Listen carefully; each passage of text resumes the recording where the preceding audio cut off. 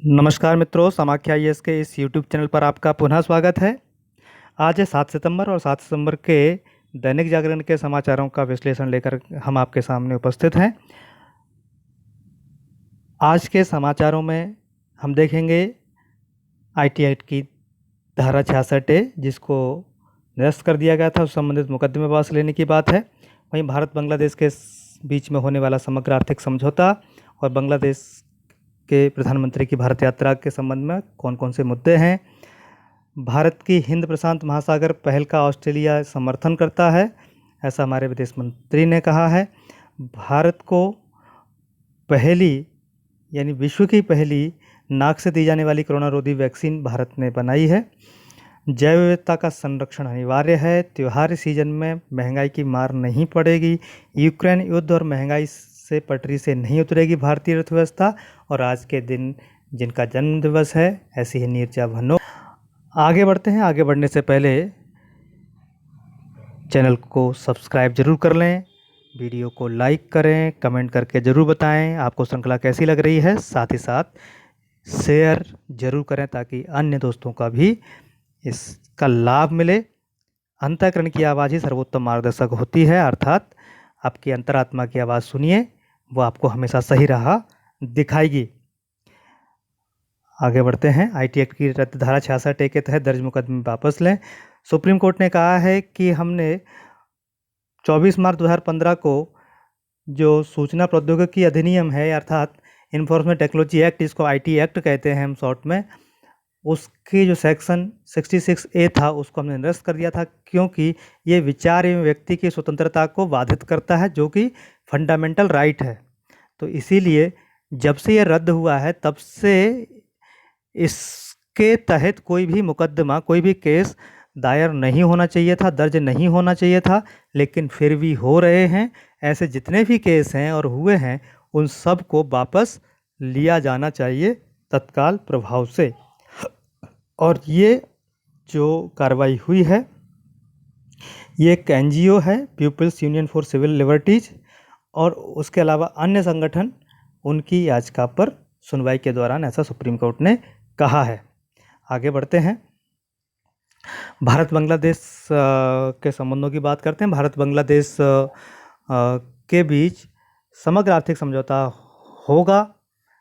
बांग्लादेश की प्रधानमंत्री भारत के दौरे पर आई हुई हैं और भारत बांग्लादेश के बीच में समग्र आर्थिक साझेदारी समझौता, जिसको सीपा बोलते हैं, यानी कॉम्प्रहेंसिव इकोनॉमिक पार्टनरशिप एग्रीमेंट, ये इस पर बातचीत शुरू हो जाएगी इस साल के अंदर।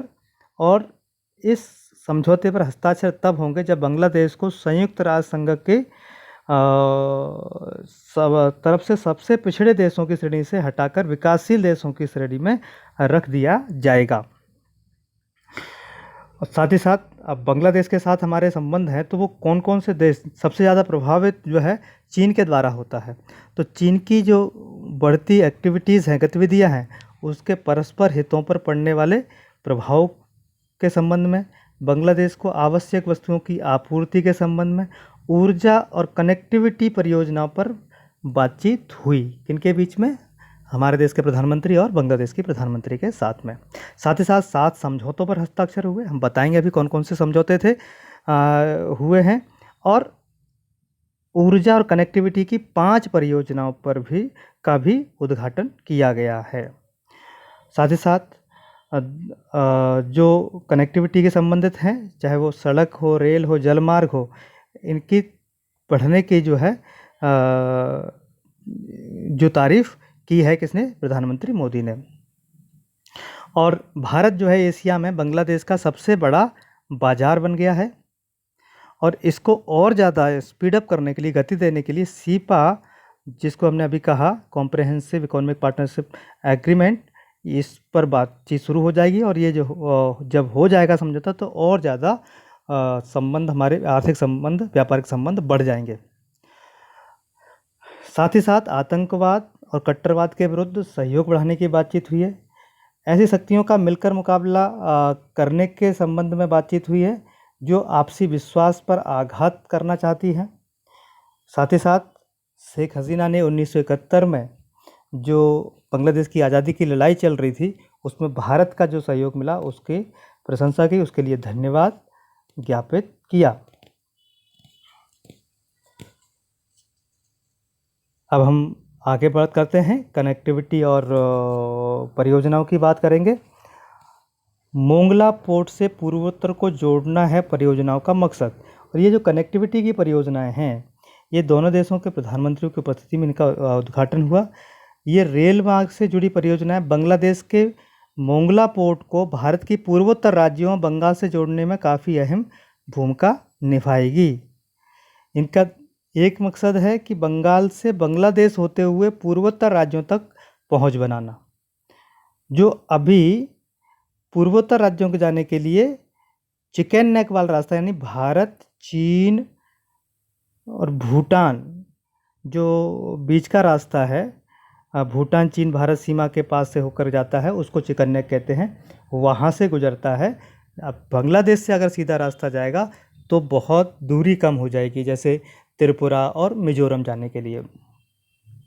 वहीं दोनों देशों के बीच जो मामले लंबित हैं उनको बहुत जल्दी हल करने की बात हुई है और बहुत सारे मामले हल कर लिए गए हैं। तीस्ता जल विवाद जो है उसको जल्दी ही हल कर लिया जाएगा, ऐसी अपेक्षा की गई है। और वहीं जो 7 समझौतों पर हस्ताक्षर हुए हैं वो कौन कौन से हैं? पहला समझौता है कुशियारा नदी के जल बंटवारे का समझौता। उसके बाद बांग्लादेश रेलवे के कर्मचारियों को भारत में प्रशिक्षण देने के लिए समझौता हुआ है, उस पर हस्ताक्षर हुए। बांग्लादेश रेलवे के साथ सूचना प्रौद्योगिकी क्षेत्र में सहयोग के लिए समझौता हुआ है। बांग्लादेश के न्यायिक अधिकारियों के लिए भारत में प्रशिक्षण व क्षमता निर्माण के लिए समझौता हुआ है, उस पर हस्ताक्षर हुए। विज्ञान एवं प्रौद्योगिकी क्षेत्र में सहयोग के लिए समझौता हुआ है। अंतरिक्ष के क्षेत्र में सहयोग के लिए समझौता हुआ है। साथ ही साथ प्रसारण के क्षेत्र में सहयोग के लिए प्रसार भारती भारत का और बांग्लादेश टेलीविज़न के बीच समझौता हुए। 7 समझौते हुए हैं। साथ ही साथ जो 5 परियोजनाओं का उद्घाटन हुआ है वो इस प्रकार से हैं कि 1320 मेगावाट क्षमता की मैत्री पावर परियोजना, इसका उद्घाटन हुआ है। वहीं खुलना मोंगला पोर्ट के बीच 64.7 किलोमीटर की सिंगल लाइन रेल परियोजना के तहत 5.13 किलोमीटर की रूपसा रेल ब्रिज, इसका उद्घाटन हुआ है। खुलना दर्शना रेल लिंक परियोजना का उद्घाटन हुआ है। पार्वतीपुर कोनिया रेलवे लाइन, यह परियोजना बाइरोल और राधिकापुर को जोड़ेगी। सड़क निर्माण उपकरण और मशीनरी की आपूर्ति के लिए एक परियोजना की घोषणा हुई है। इस प्रकार से 5 परियोजनाएं हैं और 7 समझौतों पर हस्ताक्षर हुए हैं। तो ये भारत बांग्लादेश के बीच बढ़ते संबंधों को दर्शाता है और ये एज इट इज पॉइंट्स आप नोट कर लीजिए, आपके आने वाली परीक्षा में काम आने वाले हैं। आगे बात करते हैं। भारत की हिंद प्रशांत महासागर पहल का ऑस्ट्रेलिया प्रबल समर्थक है। ये बात ऑस्ट्रेलिया इंडिया लीडरशिप डायलॉग 2022 में भारत के विदेश मंत्री ने कही। हिंद प्रशांत महासागर पहल यानी इंडो पैसिफिक ओशन इनिशिएटिव, इसको ऑस्ट्रेलिया सपोर्ट करता है और अच्छे से सपोर्ट करता है, अच्छे से समर्थन करता है, ये बात को कहा है। और दोनों देशों के रिश्तों का प्रारूप में बदलाव आया है इसके कारण से। और अप्रैल 2022 में आर्थिक सहयोग में व्यापार समझौते से 20 अरब डॉलर के कारोबार और 25 अरब डॉलर के निवेश के स्तर में तेज़ी से विस्तार होगा। ऑस्ट्रेलिया भारतीय छात्रों जिनकी संख्या 1 लाख से अधिक है और यानी 1 लाख से अधिक विद्यार्थी ऑस्ट्रेलिया में भारत के पढ़ते हैं और भारतीय समुदाय की अनुमानित संख्या ऑस्ट्रेलिया के अंदर 7.2 लाख यानी 7,20,000 है, जो दोनों समाजों यानी ऑस्ट्रेलिया और भारतीय समाजों के बीच में मजबूती का आधार है। जैसे बीच बीच में हमको कई बार खबरें मिल जाती हैं कि ऑस्ट्रेलिया के अंदर नस्ल भेदी हमले भी हो रहे हैं, भारतीयों पर हमले हो रहे हैं। तो ये कभी कभी घटनाएं सामने आ जाती हैं, लेकिन सरकारी स्तर पर ऐसी कोई समस्या नहीं है। अंतर्राष्ट्रीय कानून और नियम आधारित व्यवस्था के प्रति साझा चिंता से प्रतिबिंबित होता है, और दोनों देशों के आसियान नीति मंच, राष्ट्रमंडल, इंडियन ओशन रिम एसोसिएशन आदि में लंबे संवाद हुए होंगे, लेकिन मजबूत नेतृत्व और अधिक खुले आदान प्रदान दोनों देशों को आपसी हित के लिए सहयोग और समन्वय के वास्ते करीब ले आए हैं। उन्होंने कहा है कि हिंद प्रशांत महासागर पहल जो है वो ऑस्ट्रेलिया प्रारंभिक और प्रबल समर्थक ऑस्ट्रेलिया इसका रहा है। जो IPOI यानी इंडियन पैसिफिक ओशियन इनिशिएटिव को 2015 में प्रधानमंत्री नरेंद्र मोदी द्वारा घोषित क्षेत्र में सभी के लिए सुरक्षा और विकास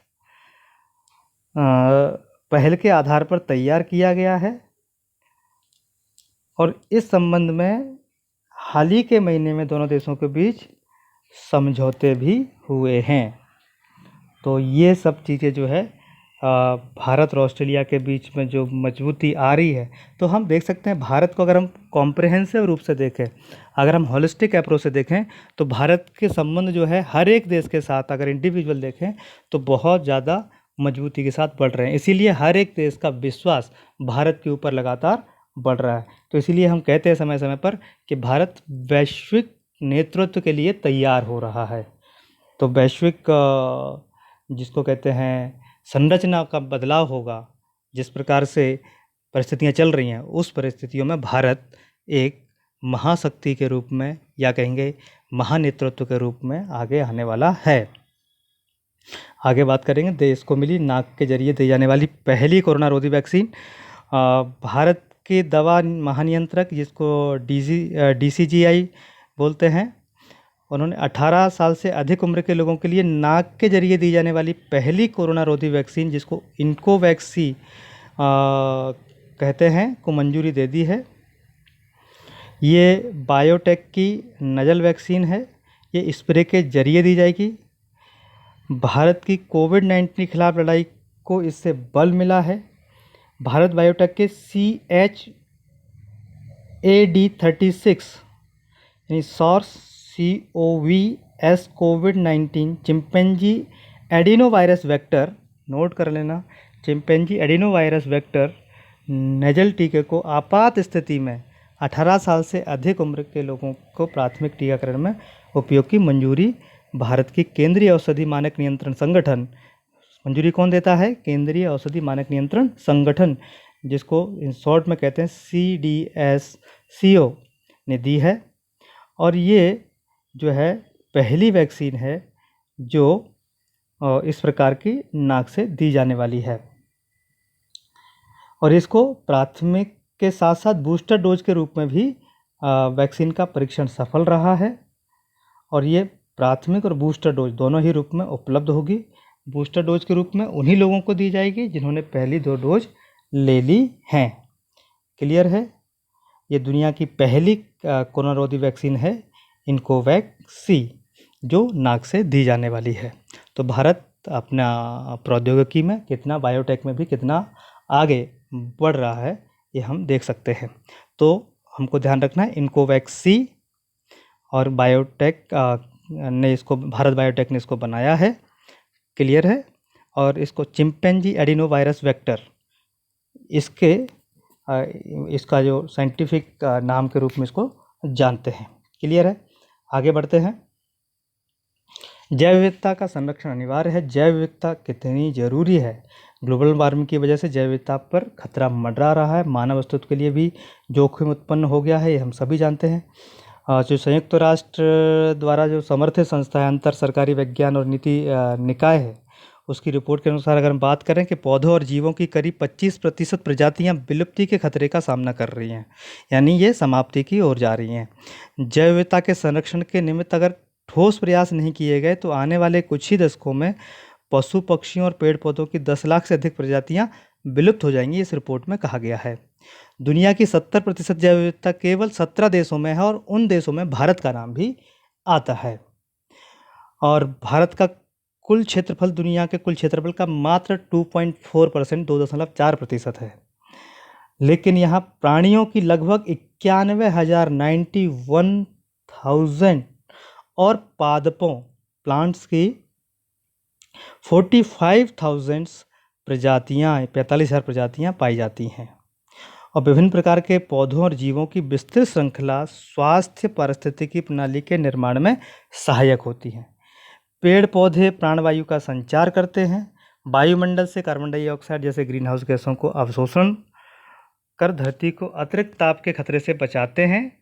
वही प्रवाल भित्तियाँ जो होती हैं, मैंग्रोव वन चक्रवात और सुनामी से सुरक्षा प्रदान करते हैं, समझते जाना। और मधुमक्खी और चमगादड़ जैसे कुछ जीव जो होते हैं वो फूलों के परागण में सहायक होते हैं, यानी वो जगह जगह जा कर के अलग अलग फूलों से रस लेते हैं, अलग अलग वहाँ से चीज़ों को लेते हैं, दूसरी जगह जाते हैं तो बीच बीच में उनको छोड़ते जाते हैं, उनके बीज टपकते जाते हैं, तो ये विविधता बढ़ती जाती है। एक तरफ राइजोबियम, एजोटोबैक्टर जैसे बैक्टीरिया और कैंचुआ जैसे अकशेरुकी जीव मृदा को उर्वर बनाते हैं, और दूसरी तरफ गिद्ध जैसे जीव जो होते हैं वो मृत जीवों के अवशेषों का भक्षण कर वातावरण को दूषित होने से बचाते हैं। और अब आप देख रहे होंगे कि केंचुआ भी नहीं बचा है ज़मीन पर और गिद्ध भी दिखाई नहीं देते हैं।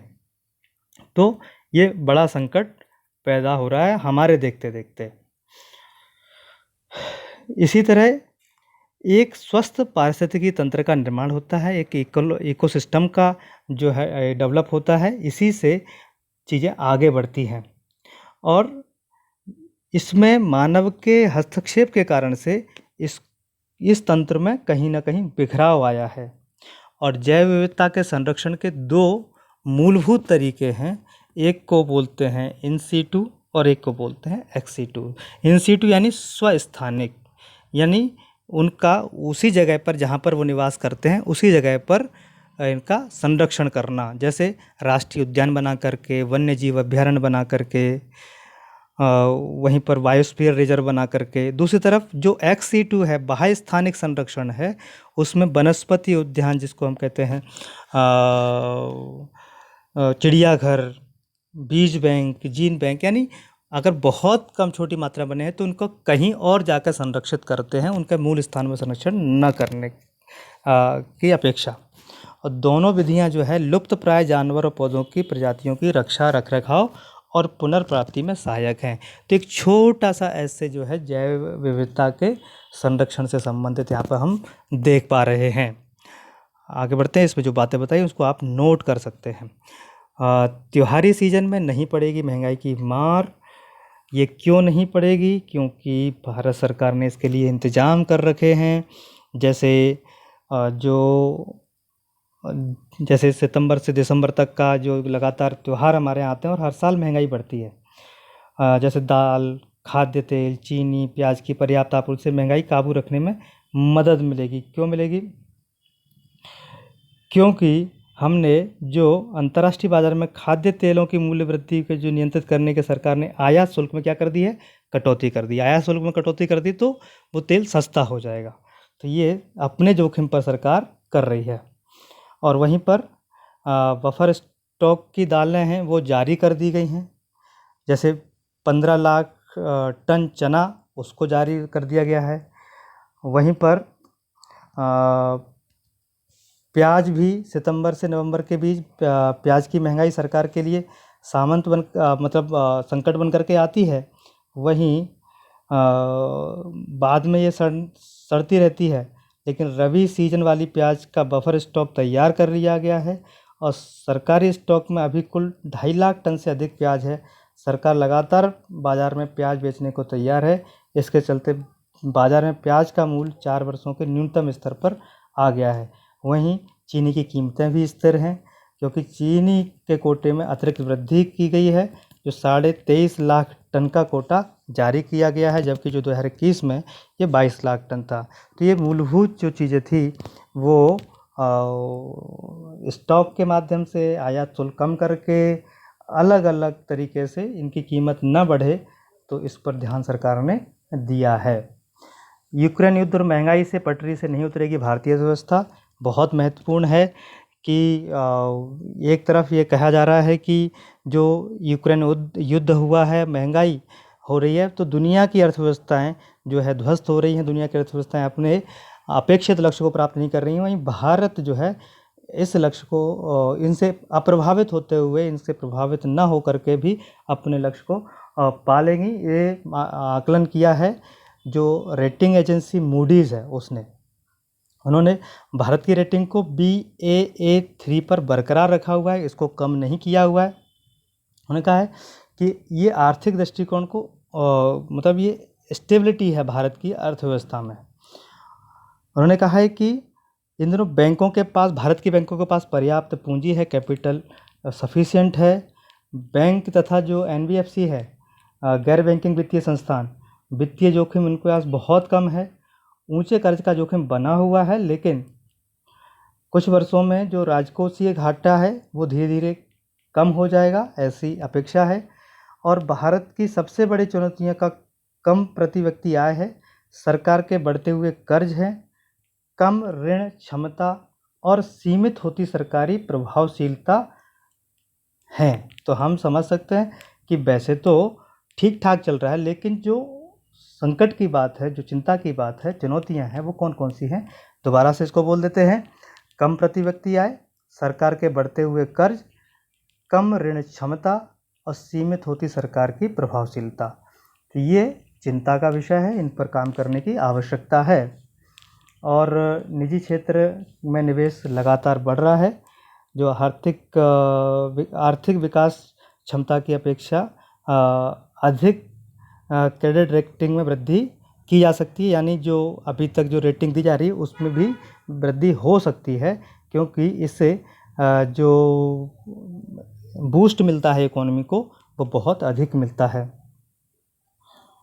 और इससे राजकोषीय नीति उपायों को प्रभावकारी कार्यान्वयन से सरकार के कर्ज के बोझ में लगातार गिरावट और कर्ज की क्षमता में सुधार से भी क्रेडिट रेटिंग में सुधार में मदद मिलेगी। तो आगे ये रेटिंग और अच्छी होने की संभावना भी है। आगे बढ़ते हैं, आज के इतिहास की बात करते हैं। आज यानी 7 सितंबर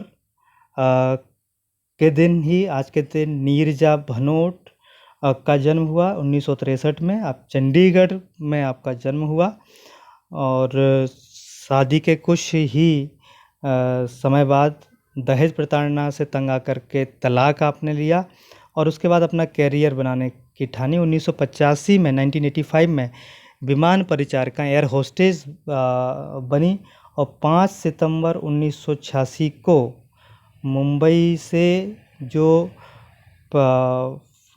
फ्लाइट गई पैन M73 को कराची में आतंकवादियों ने अपहरण कर लिया गया, उसको कब्जे में ले लिया। तब विमान में नीरजा भनोट ने अपनी सूझबूझ से 380 यात्रियों की जान बचाई थी और उसी दौरान उनको गोली लगने से मृत्यु हो गई थी। तो ऐसी बहादुर नीरजा भनोट का जन्म आज ही है। ऐसी बहादुर बालाओं को सत सत नमन है, वंदन है। इनके ऊपर मूवी भी बनी हुई है नीरजा, ज़रूर देखना चाहिए। बहुत ही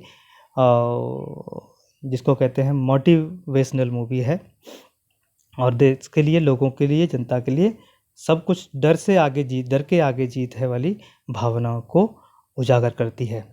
आज ही यानी 7 सितंबर 1888 को न्यूयॉर्क के स्टेट इमिग्रेंट अस्पताल में जो शिशु की देखभाल के लिए पहली बार बेबी इंक्यूबेटर का इस्तेमाल किया गया था।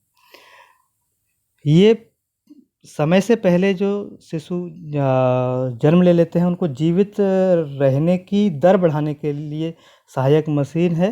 डॉक्टर एलन एम थॉमस और विलियम सी डेमिंग ने इसे बनाया था, बेबी इंक्यूबेटर, और आज तो इसका बहुत ज़्यादा उपयोग होता है।